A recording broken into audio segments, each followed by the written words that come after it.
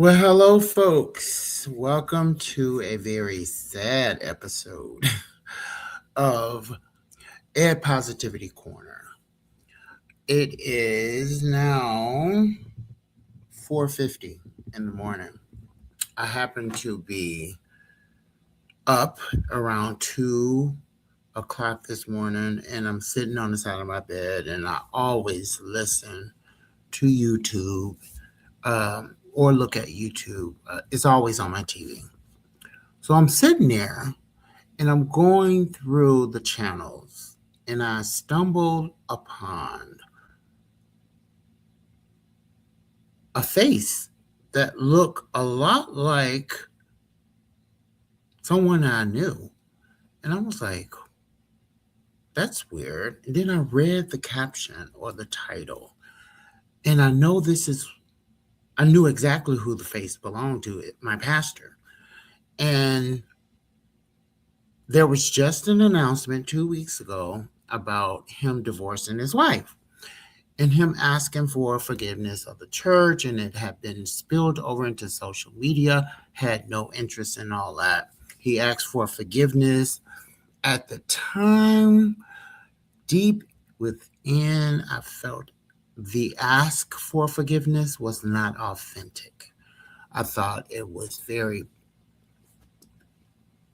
pretense, uh, a show, um, deep inside. But everybody's human. So I was like, okay, of course I forgive him, and let's move on. Didn't care about the details. Didn't know if I would ever get the details. I tried a little bit, but I just didn't feel comfortable talking about it. And I still don't feel comfortable talking about it. But I cannot ignore the story from Chronicle Speaks. I love that channel. I listen to all her stuff. She do give us the tea, and that's my guilty pleasure. Is Chronicle Speaks. So, and I kind of trust Chronicle Speaks because she don't do stories that she don't believe in. That's the impression I get. So, I thank her, and I am going to thank her for enlightening me. I go to the church, Fellowship Missionary Baptist Church. I started going near the summer of 2024, and I was baptized March. Here's the actual baptismal. Let me see.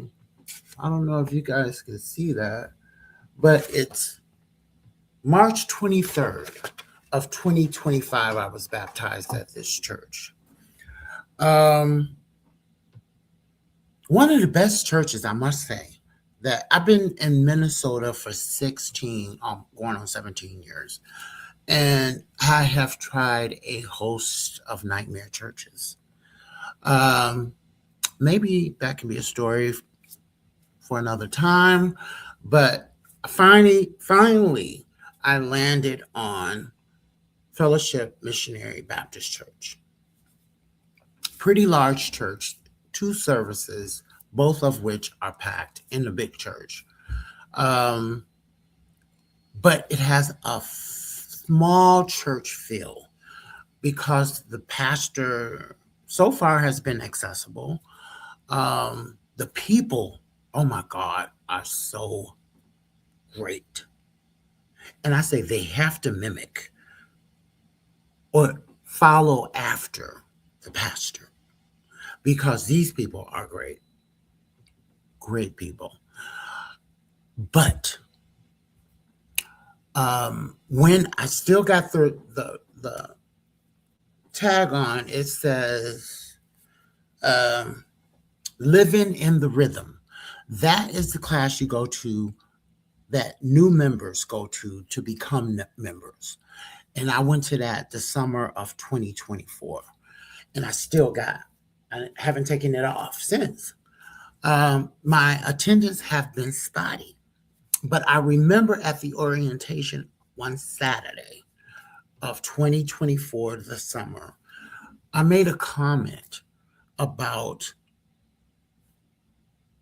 paying tithes and them being used and appropriated properly, because I don't want to pay my money to a church that does not follow through on the services that they say they provide, and keep my money, because money is scarce nowadays. And I want to hold on to mine. I ain't trying to participate in any foolery. That was a question that I posed to the pastor. And the pastor directly responded. And I thought it was authentic. Um, but now I question that. Something has always, my attendance has been spotty at this church, mainly because I've had some medical issues and something. I went to seminary, guys, for 4 years. So I went to a church prior to fellowship and left that church because the pastor wasn't accessible and told me I need to go somewhere on Facebook, cuss me out. And I'm going to talk about that church in the next episode of Ed Positivity Corner. But he cussed me out and told me I can go because all I wanted was a conversation with him, a meeting with him. And I guess he said, "What do you want? You could talk to my deacon or my ministers or someone like that and ask me to go where I'm happy at. I don't have to stay at his church." So I left. Come to find out that this church and that church at some point were one church and somehow split.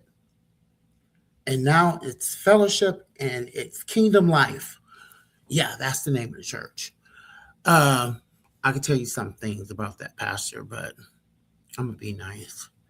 But he showed his butt on Facebook. So I'm going to talk about it. But anyway, back to fellowship.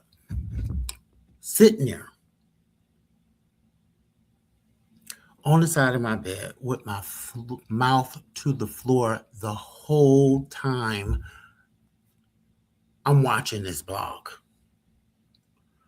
Chronicle Speaks. If you get on Chronicle Speaks, it's kind of important. Yeah. So after making that comment in spotty attendance, finally went in March and got baptized. Still spotty attendance because something is gnawing at me about the authenticity. Now, look, I'm not the best person in the world. I got my flaws. But if I'm going to go to church, I'm going to hold the church to a higher standard.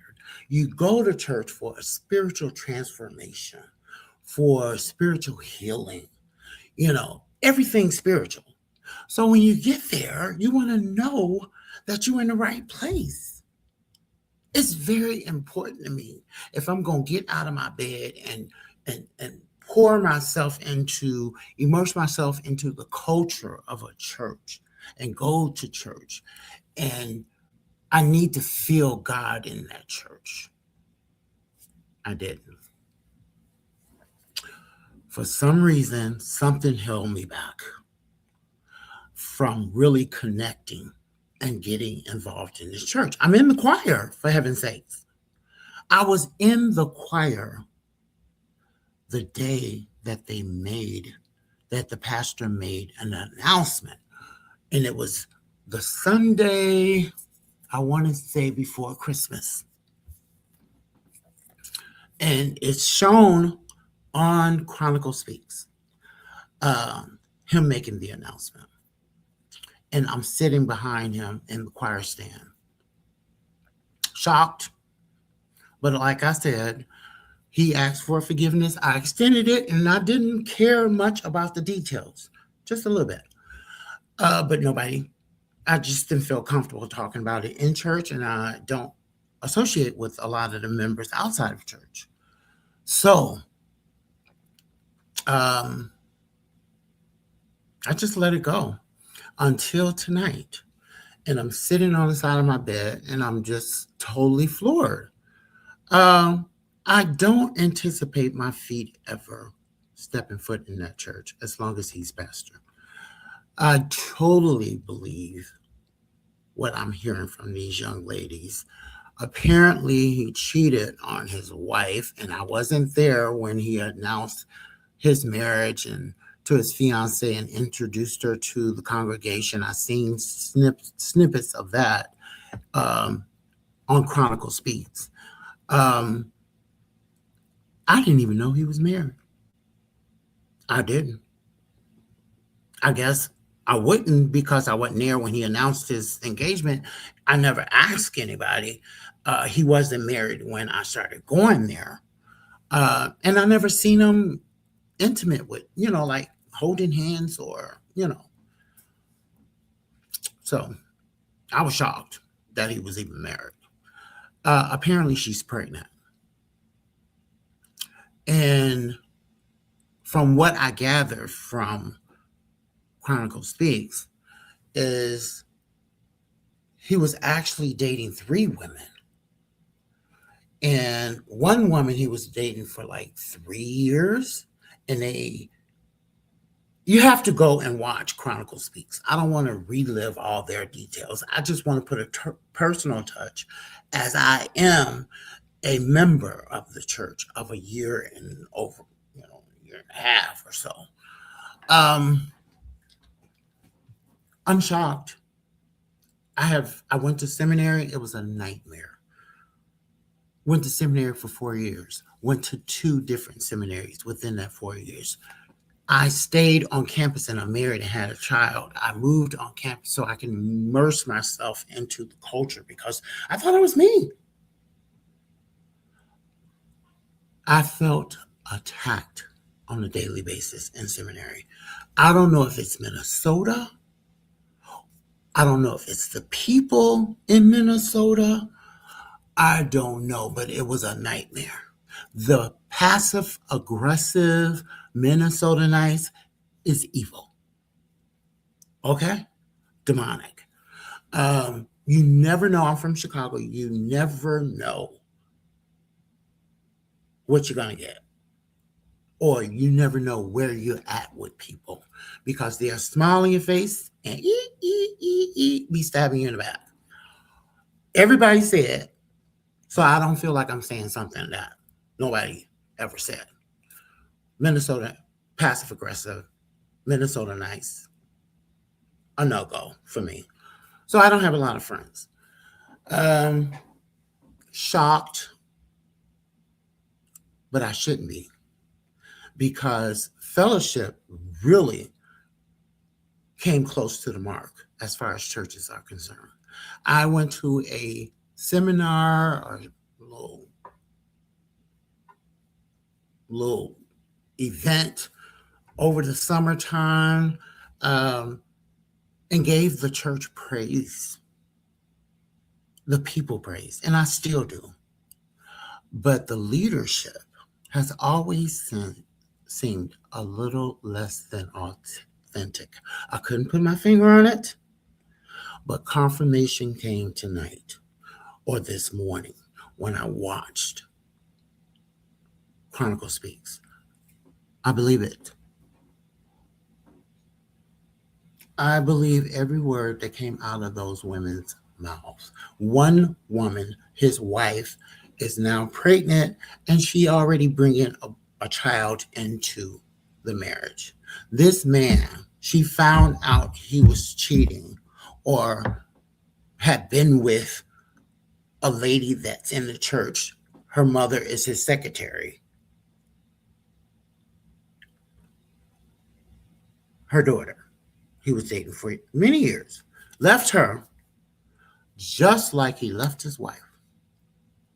And something happened where what stuck out about his announcement to the church that he was getting divorced is his physical harm that he talked about. I'm like, what is he talking about? He's a pastor. How could he get into a situation of physical harm? in association with a divorce and a woman. And then social media was poured on top of it. I'm like, I'm missing a whole lot, but I'm not going to go looking for the story. But just so happened tonight, God plopped it right in my lap, or this morning. I was shocked. I'm like, my pastor, Chronicle Speaks, blog, cheating. I just knew the woman was wrong. I just knew it. But the reason my feet would never step foot in that church is that one of the women, well, two of them, spoke about how the church is not supporting them and they're supporting the pastor to a certain extent or want everything to be quiet. This man is a shepherd of many and can't be trusted doing questionable behaviors. Just him being in this situation is an issue to me, especially in the times that we're living in. They're perilous. People are doing whatever they want to do. It's scary. We need the church. The church is trying to do social affairs and all in the community. That is not what the mission of the church was intended or created to be. It's for the believers that are charged with going out and disseminating the good news of the gospel and having a refuge, a place of refuge to go and be spiritually fed and protected and supported and encouraged. Good luck. You'll be lucky to get a 15, 20-minute sermon, a few songs from the choir, church announcements, an altar call. And out to the parking lot you go to move your car so the next group of people can come in. That's the only issue I had with fellowship. I come from a time, I'm 58 years old, come from a time where we stayed in the church like at least 3 times a week, all day. Okay. 3 times a week, 3 nights during the week, and Sunday. Nope. No more. They have a few sprinkles of events throughout the years. No revivals, no tent revivals, and not to the extent where you feel spiritually fed. For his name to be associated with a mess like this is just cruel to the congregation and the people that have entrusted him and the fine work he has done to build the congregation to the extent that it exists. I was giving him kudos, but it was just something nagging at me. Something told me, if I really felt the church holistically authentic, I would have been there every Sunday. For some reason, many reasons, but the main one is something was nagging at me. I couldn't give my whole self to the church. And I find out why. But if I was to tell a tale, I need to be honest. I'm not what I should be. I am spiritually torn because they said in the last days, men are going to be lovers of themselves. They're not going to want to hear sound doctrine. Mother will kill daughter, and daughter will kill mother and son. And ain't it happening? Everybody got a mic, everybody a rapper or something, everybody trying to get an audience. At least I'm trying to get one for God and make his name relevant in a time where it's not popular to be a Christian. Who in their right mind would want the rejection, the isolation, now the corruption associated with church and God? It's not very popular if you're doing it right. The times that we live in, people are not wanting to listen and talk openly about God. You mention God, people disperse or look at you and make you disperse. They don't feel comfortable with that conversation because it attacks their belief system. And we got to hold on to that. I don't know. Totally floored. I don't even know. I'm so floored. I don't even know how I feel about it.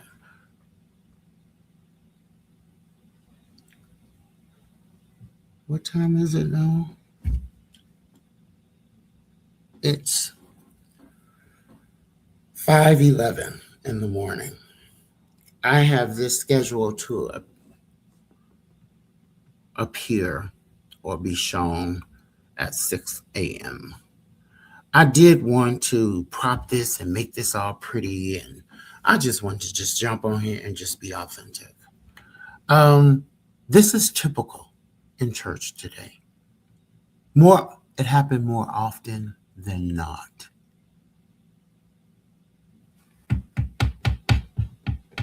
More often than not, and that's sad. When you can't trust the church, who can you trust? God help us now. If nothing else that has transpired within the last 5 or 10 years to make me believe that we're living in the last days, this story, it cutting so close to home, confirms it for me. For years, I've been thinking it was me. They treated me like mud on their shoes in seminary. I'm like, is it because I'm gay? Is it because I'm black? Nope. It's your traditional theology. I'm like, I grew up in the black church, the triune God. We trying to do something new. Like throw the baby out with the bathwater? What can you possibly do new with the triune God? Either it is a triune God or it's not. And you can't dissect and take away the pieces that makes it a triune God. It's the Son, the Holy Spirit, and God. God, his Son, and the Holy Spirit. No matter how you slice it, it has to come in thirds. Oh my God. I was going to school with atheists, with people that study witchcraft, debating with them in class. Humanist, people that believe that humans are God. I'm like, why am I sitting in a class debating with people? Evil done came right on into the seminary. Just didn't anticipate that. I went there for a spiritual transformation and left with suicidal ideation. No lie.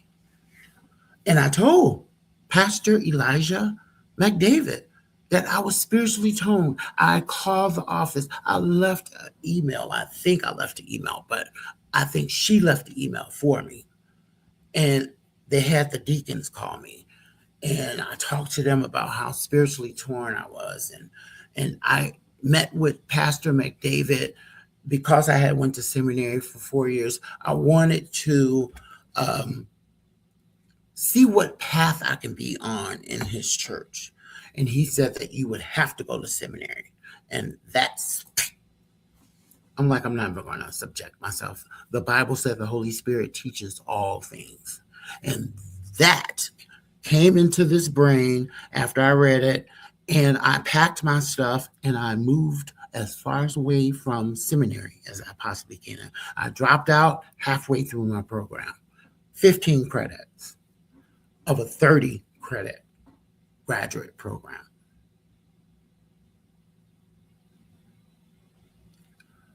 Now, with the confirmation that it wasn't me and that the church is in a weird space right now, and I don't see it getting better.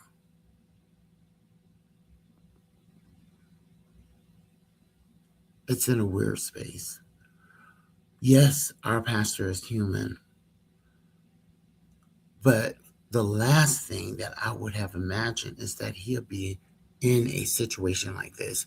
And they trying to quiet the women and let's not talk about it. Well, it needs to be talked about. If it wasn't talked about, stupid me will still be sitting on the pew thinking everybody is holier than thou and I'm in the right place, but I'm being misled. The lies that he told, the manipulation, the deceit. This is our pastor we're talking about here. I believe it. If it was just one woman, maybe. Three, and they saying the same thing? Uh, don't you ever turn your back on the truth, staring you, looking you right in the face. I'm shocked. I'm floored. But I feel refreshed spiritually.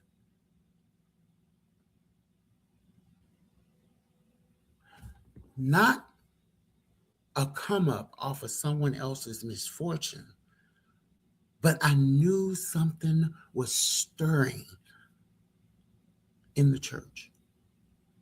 And I've been to enough of them and tried enough of them in the state of Minnesota to know something ain't right. From the A to the Z. Now, whatever I am, I would hope that there would be some place like the church that I can go to and get redeemed and get healed and transformed spiritually. Nope. The world has crept into the church. If the churches are not emptying out, they're becoming plentiful because people think they're going to find a pot of gold by going to church and believing in God. The only pot of gold you're going to get is the fruits of the Spirit. Since when having what you need is not golden or rich? The rest, God bless us to bless others. So take what you need and give the rest to those around you that are in need. Plenty of need. And where are you so special? Because you worked hard? Then take what the world give you. But if it's God blessing you with it, that's a whole nother behavior that follows. So I've talked longer than I wanted to talk, but I wanted to shed some light on the situation. The church itself is a great place. They're doing great things. There are great people in the church. But what I found out tonight about the pastor, I cannot go back to that church while he's still there. And with that, holla. Oh, like, share, and subscribe. Come over and come and listen to the spirituality that's on Ed Positivity Corner. We getting better. We getting bigger. Stay tuned. Share. Holla.